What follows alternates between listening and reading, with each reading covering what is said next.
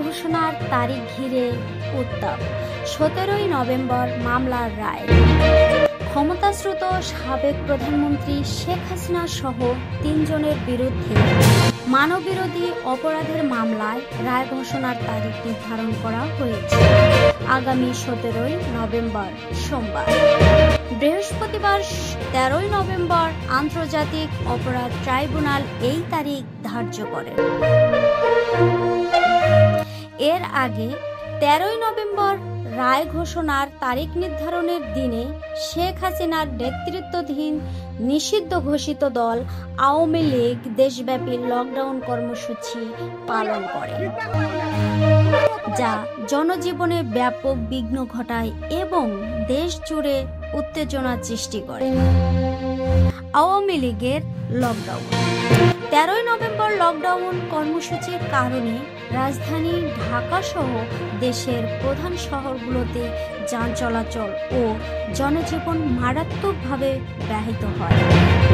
অনেক শিক্ষা প্রতিষ্ঠানে অনলাইনে ক্লাস ও পরীক্ষা নিতে হয়েছে। নিরাপত্তা জোরদার।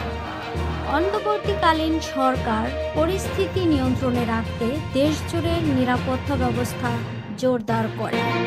পুলিশ, র্যাব, বিজিবি ও সেনাবাহিনীর সদস্যরা উচ্চ সতর্ক অবস্থায় ছিলেন। অপ্রীতিকর ঘটনা এড়াতে গোয়েন্দা নজরদারিও বাড়ানো হয়।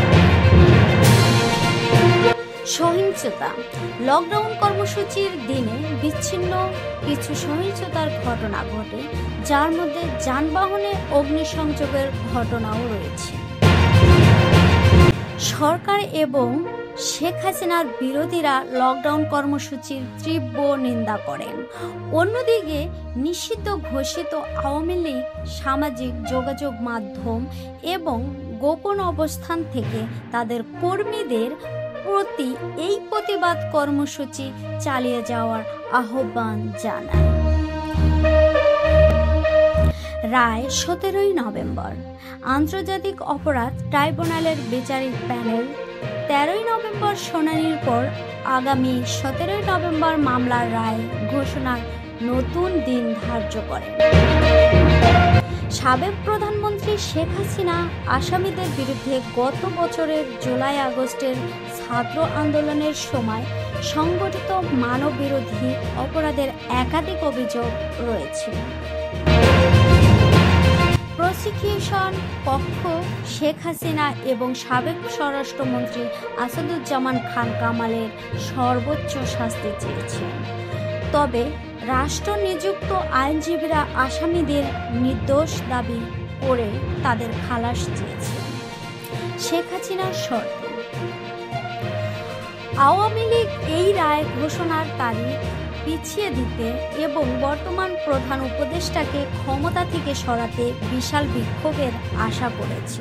বিদেশে অবস্থানরত শেখ হাসিনার দেশে ফেরার জন্য কয়েকটি শর্ত দিয়েছে, যার মধ্যে রয়েছে আওয়ামী লীগের উপর থেকে নিষেধাজ্ঞা প্রত্যাহার করা এবং জনগণের জন্য অংশগ্রহণমূলক গণতন্ত্র নিশ্চিত করা।